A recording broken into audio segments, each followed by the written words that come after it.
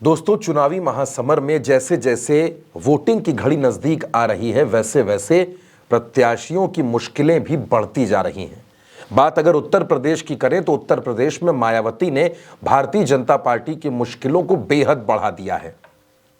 4 सीटें दोस्तों ऐसी हैं जहां पर मायावती की वजह से भारतीय जनता पार्टी के प्रत्याशी फंसते हुए नजर आ रहे हैं।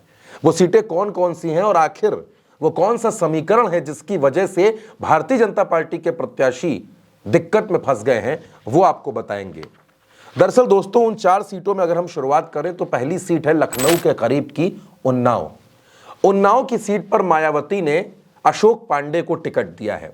अशोक पांडे पेशे से पत्रकार रहे हैं, लंबी पत्रकारिता उन्होंने की है और अब मायावती ने उनको उन्नाव से टिकट दे दिया है। उन्होंने अपना जनसंपर्क भी शुरू कर दिया है। अब उन्नाव का जो जातीय समीकरण है दोस्तों, उन्नाव के जातीय समीकरण में 24% दलित मतदाता हैं, जबकि अगर ब्राह्मण वोटर्स की बात करें तो ब्राह्मण वोटर्स तकरीबन 11% के आसपास हैं।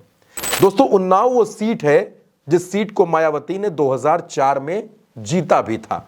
2004 में यहां पर बहुजन समाज पार्टी ने ब्रजेश पाठक को टिकट दिया था। वही ब्रजेश पाठक जो मौजूदा वक्त में उत्तर प्रदेश सरकार में डेप्यूटी सीएम है। और ब्रजेश पाठक ने उस वक्त यहां जीत दर्ज की थी। कॉम्बिनेशन बना था दलित, ब्राह्मण और मुस्लिम का। और अब वही समीकरण 20 साल बाद उन्नाव में बनता हुआ नजर आ रहा है और अशोक पांडे की वजह से उन्नाव के मौजूदा सांसद साक्षी महाराज दिक्कतों में फंस गए हैं, क्योंकि अगर ब्राह्मण और दलित अशोक पांडे के साथ एकजुट हुआ और मुस्लिम वोटर्स में भी अशोक पांडे से इनमारी कर ले गए तो यह भारतीय जनता पार्टी के लिए ठीक स्थिति नहीं हो सकती। दूसरी सीट की अगर हम बात करें तो दूसरी सीट है दोस्तों अलीगढ़ की। अलीगढ़ में भी बहुजन समाज पार्टी ने ब्राह्मण प्रत्याशी को मैदान में उतारा है। यहां पर मायावती ने बंटी उपाध्याय को टिकट दिया है।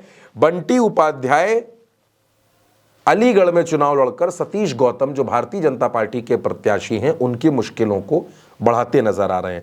अलीगढ़ में अगर हम बात करें तो 15% के आसपास ब्राह्मण और 20% के आसपास दलित वोटर्स है। यानी यहां भी दलित और ब्राह्मण गठजोड़ बनकर भारतीय जनता पार्टी की मुश्किलों को बढ़ाता हुआ नजर आ रहा है। इसी तरह से दोस्तों मिर्जापुर की सीट है। मिर्जापुर की सीट से अनुप्रिया पटेल प्रत्याशी हैं। यह सीट भारतीय जनता पार्टी के गठबंधन कोटे में है, यानी कि एनडीए में अपना दल इस सीट से चुनाव लड़ रहा है। अपना दल सोनेलाल से अनुप्रिया पटेल यहां पर चुनाव लड़ रही, मौजूदा सांसद भी है। लेकिन मिर्जापुर की सीट पर बहुजन समाज पार्टी ने मनीष त्रिपाठी को टिकट दिया है।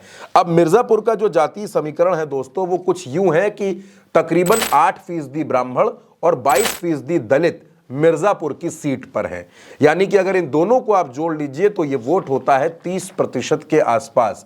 और अगर इसमें मुस्लिम वोट जुड़ जाए तो अनुप्रिया पटेल के लिए चुनाव जीतना टेढ़ी खीर हो जाएगा। और जिन 4 सीटों की दोस्तों हम आपसे बात कर रहे हैं उनमें अगला नाम आता है, जो सीट है उसका नाम है अकबरपुर। अकबरपुर में भारतीय जनता पार्टी के देवेंद्र सिंह भोले सांसद हैं। भारतीय जनता पार्टी ने एक बार फिर से उनको टिकट दिया है, लेकिन अकबरपुर में मायावती ने अपना ब्राह्मण कार्ड चला है और यहां पर राजेश द्विवेदी को अपना प्रत्याशी बना दिया है। अब दोस्तों अकबरपुर का समीकरण कुछ ऐसा है कि यहां पर भी 24% के आसपास दलित है। यानी जितना दलित उन्नाव में है उतना ही दलित अकबरपुर में 24% के आसपास। और ब्राह्मण की अगर बात करें तो ब्राह्मण 10% के आसपास है अकबरपुर में। यानी अगर दोनों को जोड़ें तो ये वोट परसेंट होता है 34% के आसपास। यानी इन चारों सीटों पर मायावती के प्रत्याशियों ने मुश्किल बढ़ा दी है भारतीय जनता पार्टी के प्रत्याशियों की। और इन चारों सीटों पर मायावती ने ब्राह्मण प्रत्याशी उतारे हैं। यानी मायावती का जो भरोसा है वो एक बार फिर से दलित, मुस्लिम और ब्राह्मण के कॉम्बिनेशन पर है। अब दोस्तों ऐसा नहीं कि इन्हीं 4 सीटों पर मायावती ने ब्राह्मणों को टिकट दिया है। मायावती ने आज अपनी एक और सूची जारी कर दी है, जो सूची मेरे हाथ में है। यानी मायावती ने अब तक टोटल 35 प्रत्याशी फाइनल किए थे और आज 9 प्रत्याशियों की सूची एक और आ गई है। यानी उत्तर प्रदेश में मायावती 45 सीटों पर अपने प्रत्याशियों की घोषणा कर चुकी हैं। अब ये जो 4 सीटें हमने आपको बताई जहां पर भारतीय जनता पार्टी के लिए मुश्किलें बढ़ रही हैं, इसमें मुश्किल बढ़ाने का एक और काम मायावती ने इस सूची में कर दिया है। वो किस तरह से किया है वो भी हम आपको बताएंगे। पहले हम आपको बता देते हैं कि वो कौन सी 9 सीटें हैं और वहां पर किसको टिकट मिला है।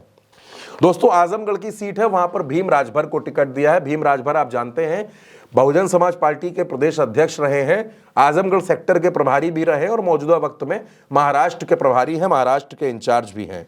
घोसी की सीट सबसे ज्यादा चर्चाओं में है। घोसी की सीट पर पूर्व सांसद कांग्रेस छोड़कर जो बसपा में आए बालकृष्ण चौहान, उनको मायावती ने टिकट दिया है। एक एक सीट का भी समीकरण हम आपको बताएंगे, पहले हम आपको उन नामों के बारे में बता देते हैं। एटा की सीट है, एटा की सीट पर मायावती ने मोहम्मद इरफान को टिकट दिया है, पेशे से वकील हैं और इनको यहां पर प्रत्याशी बनाया गया है।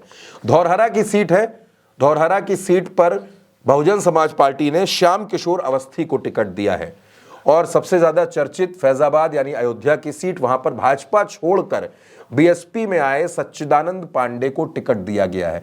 दोस्तों सच्चिदानंद पांडे अंबेडकर नगर से भाजपा से टिकट मांग रहे थे, लेकिन उनको टिकट नहीं मिला, तो अब वो बीएसपी में शामिल होगा और बीएसपी ने उनको टिकट दे दिया है अयोध्या की सीट से, यानी अयोध्या में वो लल्लू सिंह के सामने चुनाव लड़ेंगे। दोस्तों बस्ती की सीट है, बस्ती की सीट में दयाशंकर मिश्रा को टिकट दिया गया है। इसके अलावा गोरखपुर मुख्यमंत्री योगी का शहर है, वहां पर जावेद सिमनानी है, उनको टिकट मिला है। चंदौली की सीट है, चंदौली की सीट महेंद्र नाथ पांडे भारतीय जनता पार्टी से वहां चुनाव लड़ रहे हैं और उनके सामने मायावती ने सत्येंद्र कुमार मौर्य को टिकट दे दिया है।